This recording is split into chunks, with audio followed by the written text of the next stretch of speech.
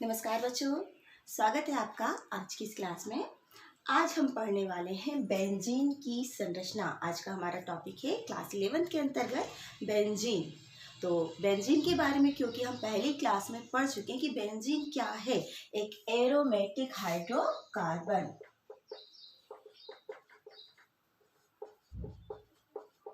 Benzene क्या है? Aromatic hydrocarbon ये भी हम पढ़ चुके हैं कि हाइड्रोजन व कार्बन से मिलके बने जो यौगिक होते हैं उन्हें हम क्या कहते हैं? हाइड्रोकार्बन। और एरोमेटिक के बारे में हमने पढ़ा है कि ऐसे हाइड्रोकार्बन होते हैं जो चक्रीय संरचना रखते हैं। चक्रीय संरचना के साथ साथ इनके पास एकांतर क्रम में सिंगल व डबल बॉन्ड होते हैं। और एरोमेटिक में एरोमा जो शब्द है उसका अर्थ भी हमने पढ़ चुके हैं कि जिसका अर्थ होता है एक विशिष्ट गंध जो कि स्पेशली एरोमेटिक यौगिकों में पाई जाती है। तो ये सारी चीज़ों के साथ हमने एग्जाम्पल में बेंजीन लिया था। और क्योंकि इसके पहली क्लास में हम बेंजीन के बारे में इतना जान चुके हैं कि बेंजीन की संरचना इस प्रकार से षटभुजाकार होती है ना। और जिसमें हमने कहा एकांतर क्रम में सिंगल और डबल बॉन्ड होते हैं, single double single double single double. या फिर हमने कहीं पर आपने देखा होगा कि हम बेंजीन को ऐसा भी लिखते हैं, ये वलय बनाते हैं और यहाँ पर क्या दर्शा देते हैं, इस प्रकार से वलय, है ना। तो क्योंकि एग्जाम्पल है तो हमने बेंजीन के बारे में इतनी जानकारी पढ़ चुकी है क्लास में। पर आज का जो हमारा टॉपिक है वो क्या है? संरचना। बेंजीन की संरचना मतलब ये जो बेंजीन है उसकी संरचना ऐसी ही क्यों है, हमको आज की क्लास में ये पढ़ना है कि बेंजीन तो C6H6 है। C6H6 क्या है? इसका अणु सूत्र है।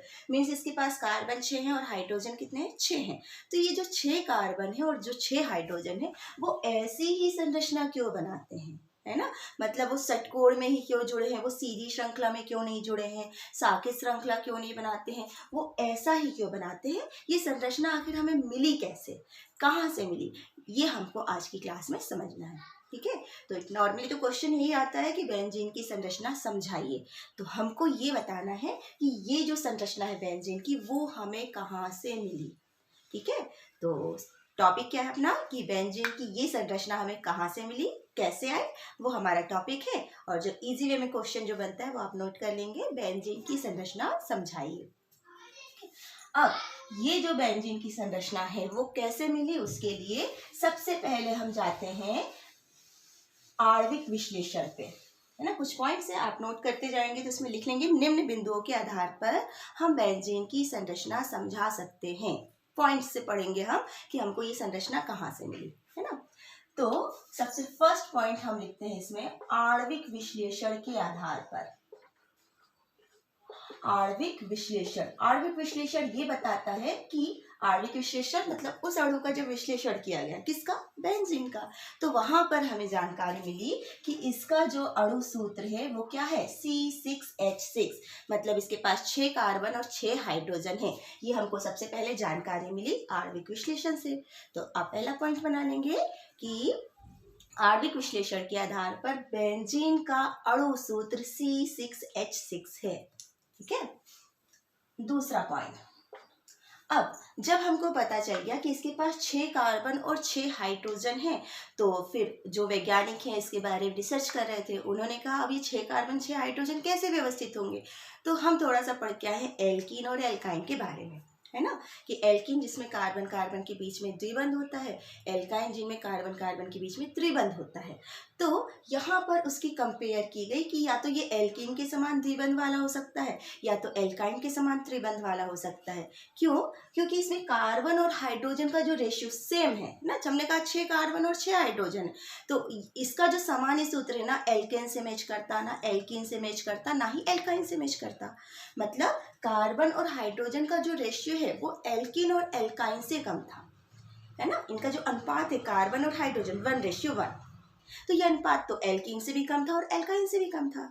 तो भी कोशिश की गई कि इसकी हम जब संरचना बनाते हैं, मतलब 6 कार्बन और 6 हाइड्रोजन को जब हम जोड़ते हैं तो हमें जो विवृत श्रृंखला मिलती है, विवृत श्रृंखला युक्त संरचना, ये सेकेंड हेडिंग हम डाल सकते हैं कि इस अणु सूत्र के आधार पे इसके विवृत श्रृंखला संरचना वाले निम्न सूत्र बनाए गए, जिसमें आप ये नोट करते जाएंगे। फर्स्ट में लिख रही हूँ CH3 C triple bond C single bond triple bond CH3, ये फर्स्ट सूत्र है ना।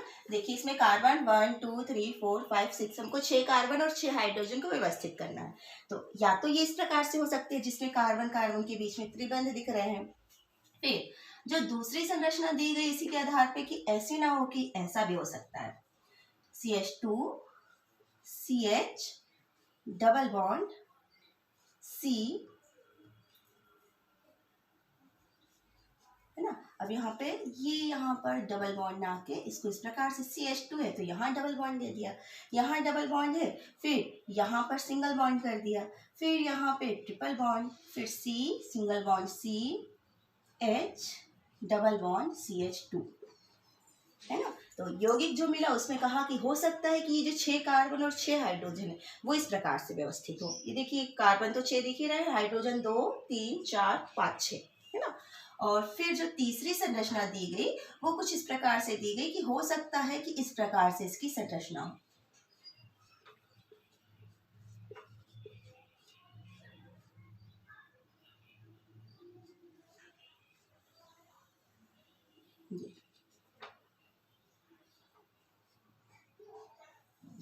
ठीक है, मीन्स कि हो सकता है कि ये जो 6 कार्बन और 6 हाइड्रोजन हो वो इस प्रकार से भी व्यवस्थित हो सकते हैं। ठीक है, तो ये सूत्रों को बनाते हुए हमको ध्यान रखना पड़ता है कि हम बीच के 2 कार्बन को यदि ध्यान से देखें, ये 2 कार्बन है, ये 2 कार्बन से जुड़े हुए यहाँ के आधे कार्बन सेम होंगे। देखो ये 2 कार्बन है, यहाँ C triple bond C triple bond C CH3 CH3, मतलब इन संरचनाओं को जब भी हम बनाते हैं ना तो किसी भी बीच का कार्बन है उसको हम टारगेट कर ले। ये जो कार्बन है इसके इस साइड की संरचना सेम है, यहाँ संरचना सेम है, CH2 CCH CCH, है ना। तो ये याद रखने के तरीके हैं कि बीच के कार्बन से जुड़े हुए जो साइड के 3 कार्बन है वो लगभग सिमेट्रिकल होंगे, सममित होंगे, है ना।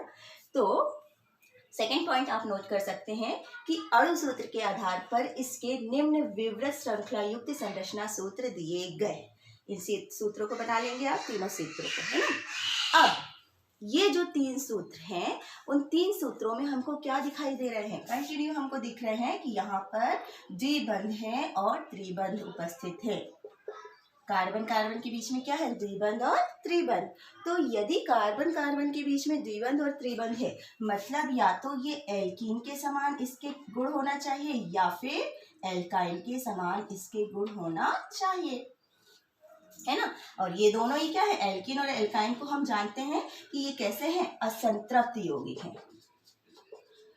कैसे हैं, असंतृप्त यौगिक। तो असंतृप्त यौगिकों के समान इनके गुण होने चाहिए क्योंकि इनके पास द्विबंध है। इन सूत्रों में हमको दिखाई दे रहा है कि इनके पास द्विबंध भी है त्रिबंध भी है, मतलब कि इनके जो गुण हैं असंतृप्त यौगिकों के समान होने चाहिए। किसके, बेंजीन के।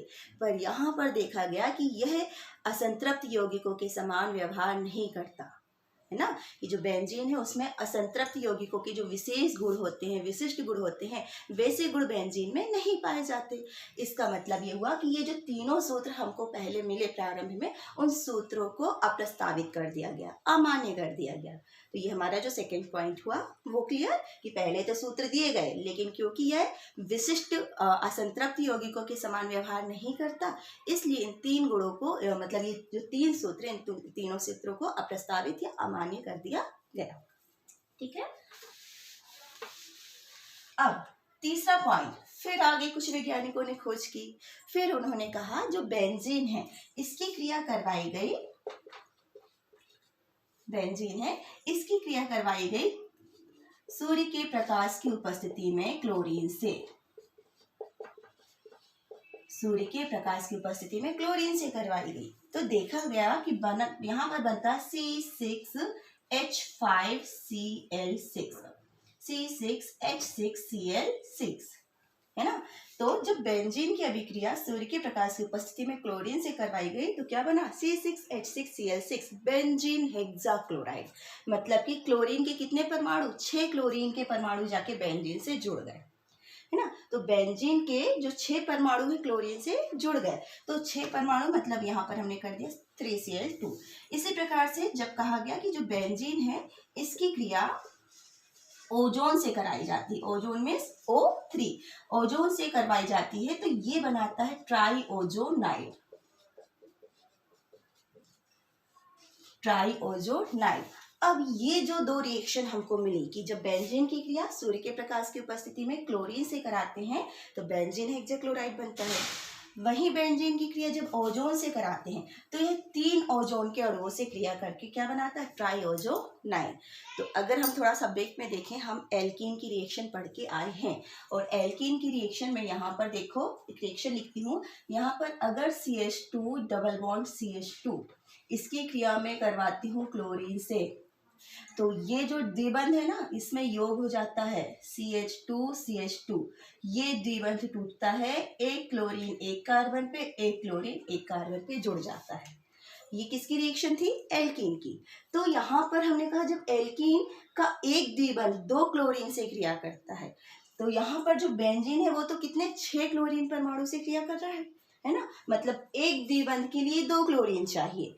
तो यहाँ पर बेंजीन में कितने द्विबंध होने चाहिए, 3 द्विबंध होने चाहिए, तब जाके ये क्लोरीन इसमें जुड़ेगा, है ना। ये वास्तव में क्या, योग अभिक्रिया कि द्विबंध पर क्लोरीन का योग हो रहा है। तो यहाँ पर एक द्विबंध में 2 क्लोरीन जुड़ते हैं तो यहाँ पे 6 क्लोरीन जुड़े। तो 6 क्लोरीन कब जुड़े होंगे, जब बेंजीन के पास क्या होंगे, द्विबंध। और कितने द्विबंध होंगे, 3। कितने द्विबंध होंगे, 3। तो ये हमें मिला, इन अभिक्रियाओं के आधार पर बताया गया कि बेंजीन के पास 3 द्विबंध होते हैं। कैसे होते हैं अभी पता नहीं, लेकिन इतना पता चल गया कि बेंजीन के पास कितने द्विबंध होते हैं, 3। ओजोनाइट की रिएक्शन भी हमने पढ़ा है, या आपने ये एक्स्ट्रा में आपने समझ लिया ना कि किस यहाँ पे 3 क्लोरीन क्रिया करते हैं और ये बनाते हैं, मतलब क्या हुआ, बेंजीन के पास 3 होने चाहिए क्या, द्विबंध। अब ओजोनाइट की अगर हम बात करें, यही रिएक्शन हमने पढ़ क्या है, एल्कीन की। ये अगर इसकी अभिक्रिया में ओजोन से करवाऊं, ओजोनाइट पढ़े ना कि अगर मैं CH2 डबल बॉन्ड CH2 की अभिक्रिया ओजोन से करवाऊं तो ये क्या बनाता है, CH2 ओजोनाइट। ये 3 ओजोन यहाँ जाके जुड़ गए और इसी को हम क्या बोलते हैं, ओजोनाइट। इसको हम क्या बोलते हैं, ओजोनाइट। तो एक ओजोन जुड़ा तो मोनो ओजोनाइट, लेकिन बेंजीन की क्रिया जब ओजोन से होती है तो क्या बन रहा है, ट्राईओजोनाइट, मतलब 3 ओजोन के अणु इससे क्रिया करते हैं। तो एक द्विबंध पर एक ओजोन क्रिया करता है तो 3 द्विबंध पर कितने ओजोन क्रिया करेंगे, 3। तो ये क्या बनाएगा, ट्राईओजोनाइट। तो ये वाला जो पॉइंट है वो स्पष्ट करता है कि बेंजीन के पास कितने द्विबंध होते हैं, 3 द्विबंध। तो तीसरा पॉइंट आप नोट कर लेंगे कि अभी जो मैंने लिखा है रिएक्शन के साथ कि बेंजीन सूर्य के प्रकाश की उपस्थिति में क्लोरीन से क्रिया के फलस्वरूप बेंजीन हेक्साक्लोराइड बनाता है, साथ ही यह ओजोन से क्रिया करके ट्राईओजोनाइट बनाता है। इसका अर्थ यह हुआ कि बेंजीन के पास 3 द्विबंध उपस्थित हैं। बेंजीन के पास 3 द्विबंध उपस्थित हैं। नोट कर लिया आपने। अब इतनी जानकारी जब मिली, लेकिन यहाँ फिर से आ गया कि इसके पास कितने द्विबंध है, 3 द्विबंध है। अब यदि 3 द्विबंध हैं तो इसे कैसा होना चाहिए था, फिर से असंतृप्त होना चाहिए था। लेकिन जो बेंजीन है, दिक्कत यही जाती है कि बेंजीन असंतृप्त नहीं है, बेंजीन जो होता है वो संतृप्त होता है। जो बेंजीन है, बेंजीन की प्रकृति कैसी होती है, संतृप्त होती है। ठीक है, तो चौथा पॉइंट में लिखेंगे कि 3 द्विबंध होने के पश्चात भी बेंजीन असंतृप्त यौगिकों के समान व्यवहार नहीं करता। बेंजीन असंतृप्त यौगिकों के समान व्यवहार नहीं करता। इसकी प्रकृति कैसी होती है, संतृप्त होती है। अब ये हमने कैसे बताया है ना, नोट करें आप।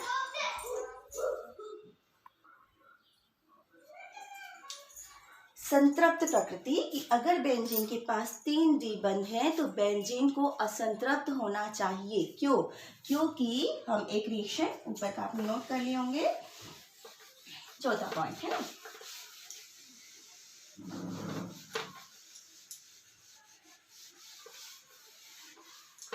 चौथा पॉइंट क्या है कि बेंजीन का जो व्यवहार है वो संतृप्त होता है। बेंजीन की जो प्रकृति है वो कैसी है, संतृप्त प्रकृति। तो यहाँ पर क्या कहा गया कि जो बेंजीन होता है उसका व्यवहार 3 द्विबंध की उपस्थिति के बाद भी संतृप्त होता है। अब यहाँ पर एक रिएक्शन फिर से हम रिवाइज कर ले, एल्कीन की CH2 डबल बॉन्ड CH2 है ना, ये क्या है, डबल बॉन्ड वाला एक यौगिक है एथेन। इसकी अभिक्रिया जब कहा जाता है पोटेशियम परमैंगनेट से होती है, KMnO4 से होती है, तो इसका हो जाता है ऑक्सीकरण, इसका हो जाता है ऑक्सीकरण, और ये बनाता है CH2, यहाँ पर ये बना लेता है ग्लाइकॉल, CH2CH2OH एक यौगिक बनाता है ये ग्लाइकॉल, ये है ना। तो यहाँ पर कहा जाता है कि ये जो KMnO4 होता है ये होता है बैंगनी रंग का, और जब ये बनता है तो यहाँ पर ये हो जाता है रंगहीन, ये क्या हो जाता है, रंगहीन।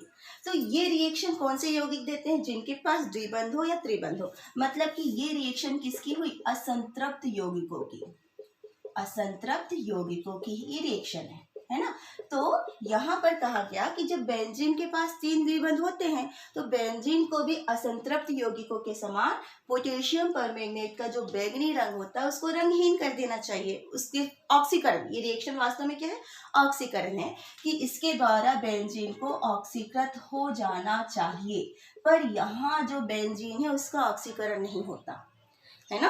तो हमारा जो चौथा पॉइंट आता है संतृप्त प्रकृति के अंतर्गत कि बेंजीन पोटेशियम परमैंगनेट द्वारा ऑक्सीकृत नहीं होता, या फिर बेंजीन पोटेशियम परमैंगनेट के बैंगनी रंग को रंगहीन नहीं करता, मतलब कि यह असंतृप्त यौगिकों के समान व्यवहार प्रदर्शित नहीं करता, यह संतृप्त होता है और असंतृप्त यौगिकों के समान क्रियाशील भी नहीं होता है, यह कैसा होता है, स्थायी होता है ना। ये जितने भी असंतृप्त यौगिक होते हैं उनके पास द्विबंध होते हैं, बहुत जल्दी से क्रिया करते हैं, जल्दी से क्रिया करते हैं, तो उनको हम कहते हैं ये क्रियाशील होते हैं, पर बेंजीन है वो क्रियाशील नहीं होता, ठीक है। तो ये जो पॉइंट मिला उसमें हमको ये प्रॉब्लम फिर से आगे कि इसके पास 3 द्विबंध पाए जाते हैं पर तब भी ये असंतृप्त नहीं है, कैसा है, संतृप्त है। फिर इसके बाद यहाँ पर आगे केकुले ने दी इसकी वलय संरचना, केकुले ने कौन सी संरचना दी, वलय संरचना। अब केकुले नामक वैज्ञानिक, यहाँ से हमारा पॉइंट शुरू हो जाता है क्योंकि ये अलग से पूछा जाता है केकुले की संरचना। जो केकुले नामक वैज्ञानिक है उन्होंने कहा कि बेंजीन की संरचना वलयकार होती है, चक्री होती है और समषटभुजाकार होती है। कैसी होती है, समषटभुजाकार होती है। बेंजीन 6 कार्बन से बना हुआ समचक्री यौगिक है और उसमें जो 6 कार्बन है वो समषटभुजाकार जुड़े होते हैं। ये केकुले ने कहा, किस आधार पे, कुछ बिंदुओं के आधार पे उन्होंने कुछ तथ्य दिए कि इस आधार पे ऐसा होता है। कौन कौन से वो तथ्य थे आप नोट करेंगे, है ना। तो आप हेडिंग भी डाल सकते हो, बेंजीन की वलय संरचना या केकुले संरचना। यहाँ पर केकुले ने कहा कि जो बेंजीन है, यहाँ पर बेंजीन की क्रिया फिर से जब अंधेरे में क्लोरीन से होती है, Cl2 से होती है, तो यह एक मोनो प्रतिस्थापी उत्पाद बनाता है।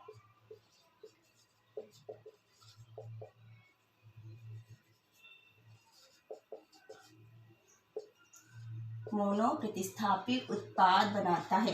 पॉइंट नोट करेंगे कि अपना क्या चल रहा है, वलय संरचना, और वलय संरचना में हम बता रहे हैं कि निम्न तथ्यों के आधार पर केकुले ने बेंजीन को वलय संरचना वाला यौगिक माना। निम्न तथ्यों के आधार पर उसमें पहला पॉइंट कि बेंजीन क्लोरीन से क्रिया करके एक मोनो प्रतिस्थापी उत्पाद बनाता है, जिसका अर्थ होता है कि बेंजीन की जो 6 कार्बन और 6 हाइड्रोजन हैं वो एक समान होते हैं, वो एक समान होते हैं। नोट कर लेंगे कि बेंजीन में 6 कार्बन और 6 हाइड्रोजन एक समान होते हैं, इसलिए बेंजीन मोनो प्रतिस्थापी उत्पाद बनाता है, ठीक है। दूसरा पॉइंट, बेंजीन 3 प्रकार के डाई प्रतिस्थापी उत्पाद बनाता है। 3 प्रकार के डाई प्रतिस्थापी उत्पाद बनाता है। 3 प्रकार के डाई प्रतिस्थापी उत्पाद बनाता है, सेकंड पॉइंट, है ना। और थर्ड पॉइंट लिखिए आप,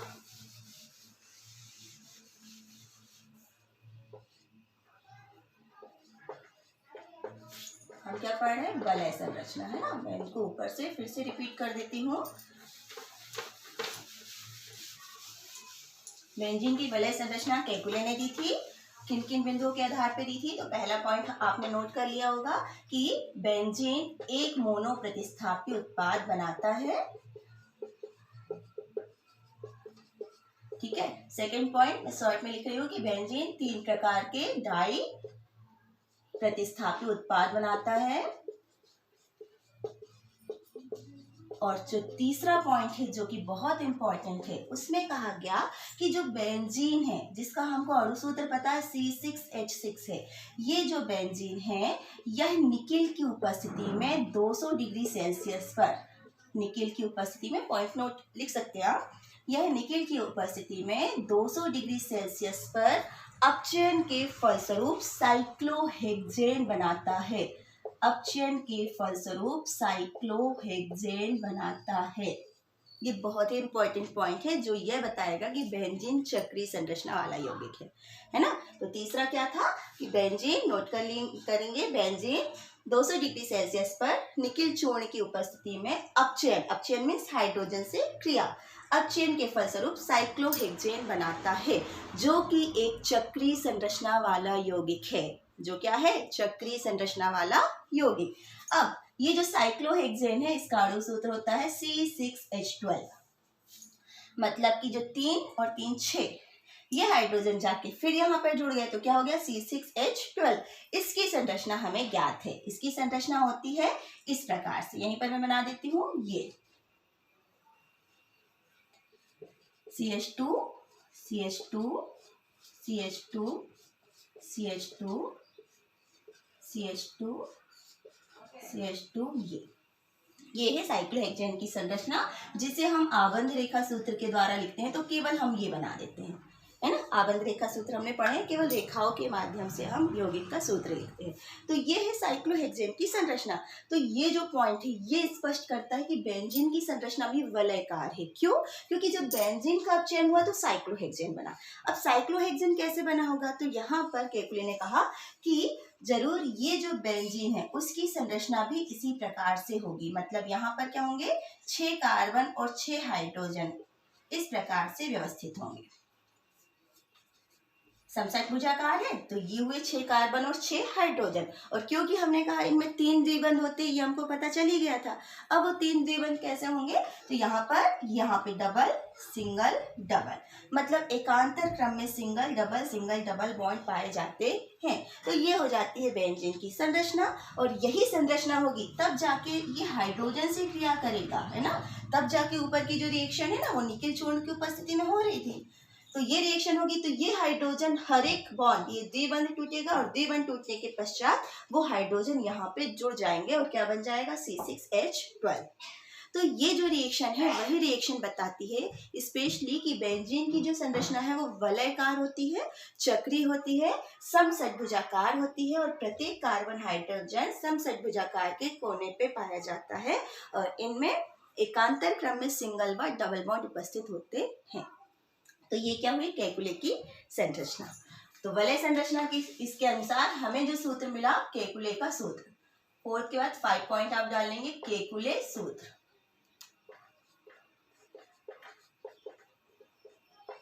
ठीक है, इतना क्लियर? ये वलय संरचना में हम क्या क्या लिखेंगे एक बार फिर से आप समझ लें कि जो केकुले हैं उन्होंने निम्न तथ्यों के आधार पर बेंजीन की वलय संरचना प्रस्तुत की, जिसमें पहला पॉइंट था कि बेंजीन क्लोरीन से क्रिया करके एक मोनो प्रतिस्थापी उत्पाद बनाता है, जिसका अर्थ होता है कि बेंजीन के जो 6 कार्बन है और 6 हाइड्रोजन है वो एक समान होते हैं। ठीक है।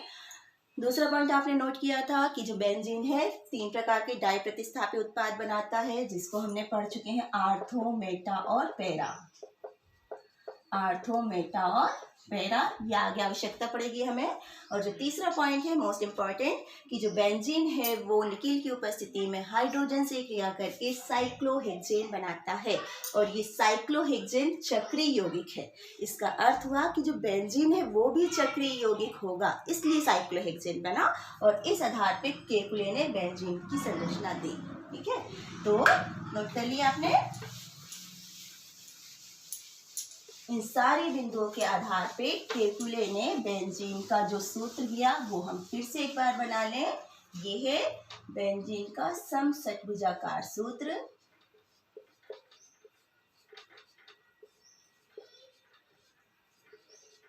ये, और इसमें एकांतर क्रम में सिंगल और डबल बॉन्ड होते हैं। ठीक है, तो हमने यही हमारी शुरुआत यही थी ना कि बेंजीन का सूत्र ऐसा है तो क्यों है। तो बहुत सारे वैज्ञानिकों ने जब रिसर्च की ना, तब जाके हमको ये पता चला कि बेंजीन का सूत्र ऐसा है। नहीं तो केवल हम इतने ही बैठ के रहते हैं कि बेंजीन का सूत्र क्या है, सूत्र C6H6 है ना। तो वो C6H6 में जो 6 कार्बन और 6 हाइड्रोजन है, समषट्भुजाकार संरचना बनाते हैं और हर एक कॉर्नर पे कार्बन हाइड्रोजन होता है और एकांतर क्रम में सिंगल और डबल बॉन्ड पाए जाते हैं। ठीक है, तो ये सूत्र बना लें। अब जब केकुले ने संरचना दे दी तो उसके बाद फिर से ऑब्जेक्शन उठाए कुछ वैज्ञानिकों ने। तो कुछ पॉइंट्स हमको मिलते हैं, आप हेडिंग डालेंगे, केकुले सूत्र के पक्ष में विरोध। विरोध मतलब अब वैज्ञानिकों का काम ही है कि अगर किसी एक वैज्ञानिक ने खोज की तो दूसरा वैज्ञानिक क्या करेगा, उसकी टांग खींचेगा, है ना। वो क्या करेंगे कि एक वैज्ञानिक ने ऐसा बताया तो ऐसा क्यों है, कुछ ना कुछ गलत तो होता ही है। तो जो दूसरे वैज्ञानिक है उन्होंने विरोध कर लिया कि बेंजीन का सूत्र ऐसा है, ये गलत होगा। क्यों गलत होगा, तो कुछ वैज्ञानिकों में एक वैज्ञानिक है लेडेनवर्ग।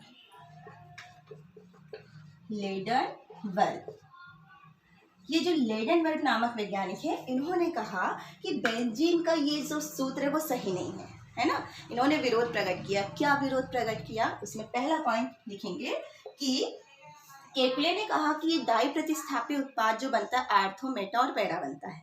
तो इन्होंने कहा कि किसने, लेडेनवर्ग, है ना। केकुले ने कहा था कि 3 डाई प्रतिस्थापी उत्पाद बनाते हैं। लेडेनवर्ग ने कहा कि जो बेंजीन है, केकुले सूत्र के आधार पर इसके 2 प्रकार के आर्थो प्रतिस्थापी उत्पाद होंगे। नोट कर लेंगे, ये 2 प्रकार के आर्थो प्रतिस्थापी उत्पाद होने चाहिए। किस आधार पे, केकुले सूत्र के आधार। अब ऐसा क्यों कहा उन्होंने, वो भी देख लें।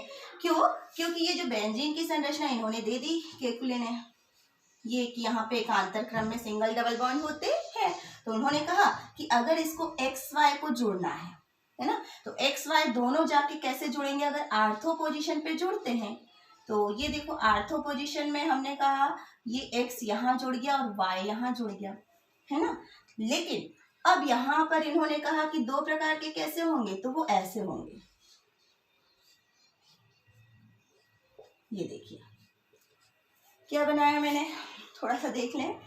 ये देखो, अगर हमने कहा बेंजीन का 1 कार्बन 2 3 4 5 6, ठीक है, तो X और Y लेडेनवर्ग ने कहा 1 2 पे जुड़ेंगे कि 1 6 पे, है ना, क्योंकि आर्थो प्रतिस्थापी तो एक ही होता है केकुले के अनुसार। लेकिन यहाँ पर लेडेनवर्ग ने कहा ये तो 2 आर्थो प्रतिस्थापी हो गए, दोनों आर्थो है 1 2 1 6।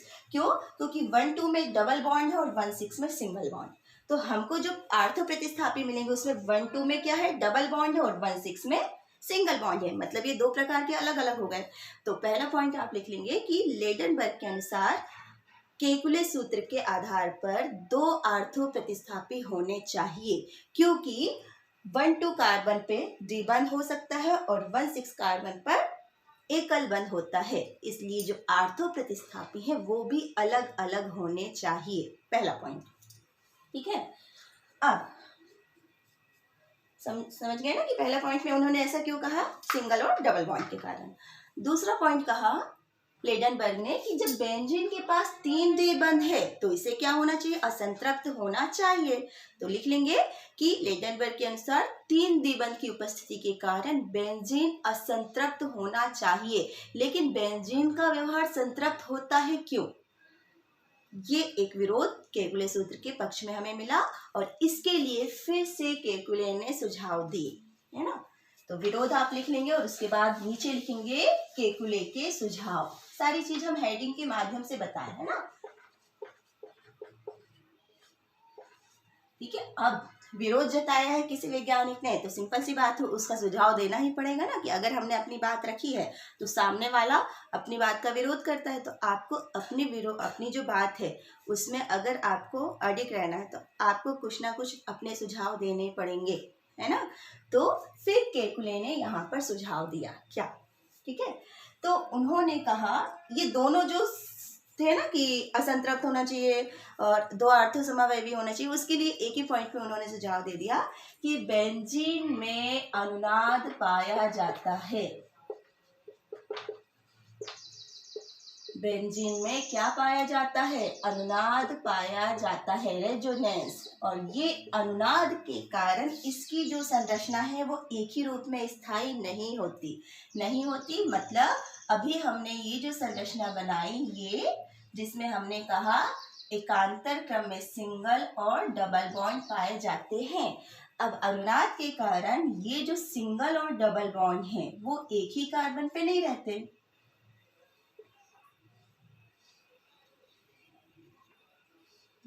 अगर ये 1 2 3 4 5 6 अगर इसमें अनुनाद पाया जाएगा तो अनुनाद के फलस्वरूप ये जो द्विबंध है वो सिंगल में और जो सिंगल है वो डबल बॉन्ड में परिवर्तित होंगे। कैसे?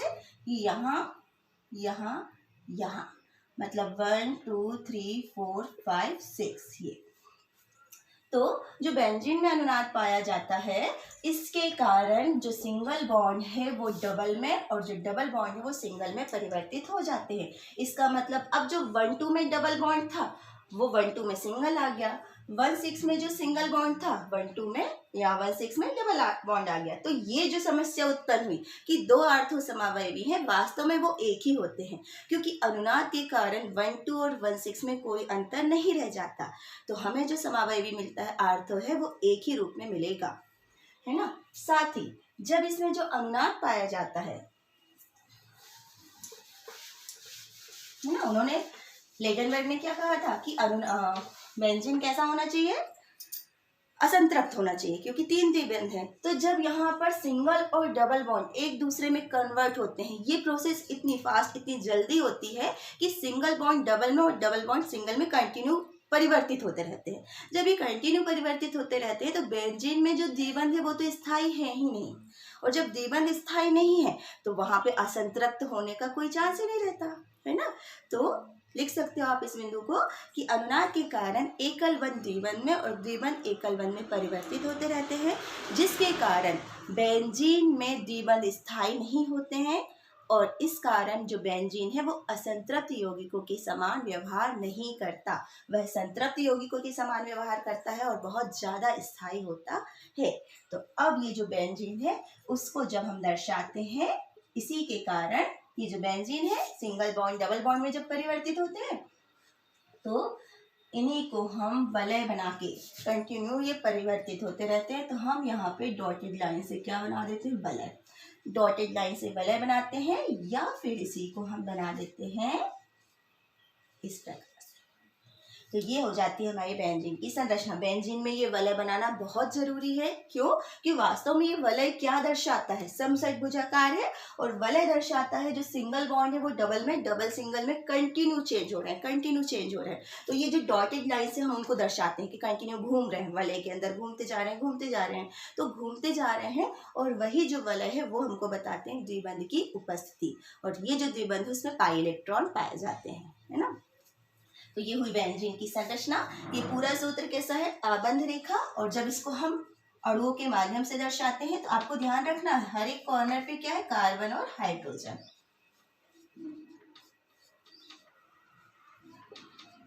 ये हर एक कॉर्नर पे कार्बन है, हाइड्रोजन है, ये है ना। या फिर इसी को हम कंटिन्यू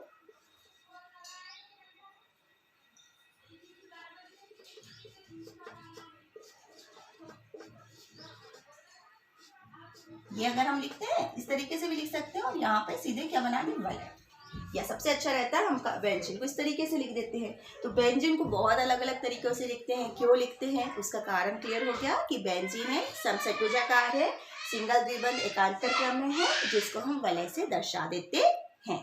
तो आप नोट कर लेंगे ये बेंजीन की संरचना है। और इसके बाद आगे की क्लास में हम एक और संरचना पढ़ेंगे आणविक कक्षक सिद्धांत के आधार पे।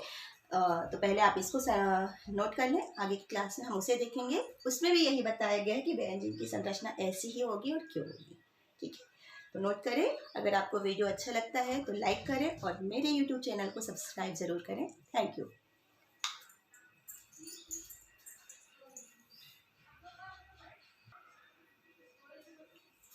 नोट कर लेंगे और इसको थोड़ा सा सुधार भी कर लें साथ ही साथ।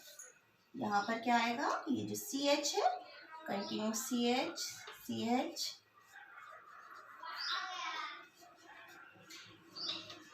है ना। आपको एकांतर क्रम में सिंगल डबल सिंगल बनाने हैं, है ना। तो ये थोड़ा सा बिल्कुल ध्यान रखें, जब भी हम व्यंजन बनाते हैं व्यंजन की संरचना में हमको बहुत ध्यान रखना पड़ता है कि हमारे जो द्विबंध है सिंगल डबल होने चाहिए। जरा सी भी अगर मिस्टेक है तो वो गलत हो जाएगा। मैंने भी अभी यहाँ पे मिस्टेक की थी ना, तो ऐसी छोटी छोटी मिस्टेक है वो हमारी गलतियों के कारण नंबर कम कर देती हैं। तो इस चीज़ का ध्यान देंगे कि कहीं आपके नंबर कम ना हो। तो ये सिंगल डबल ये आपको बनाने हैं। ठीक है, थैंक यू।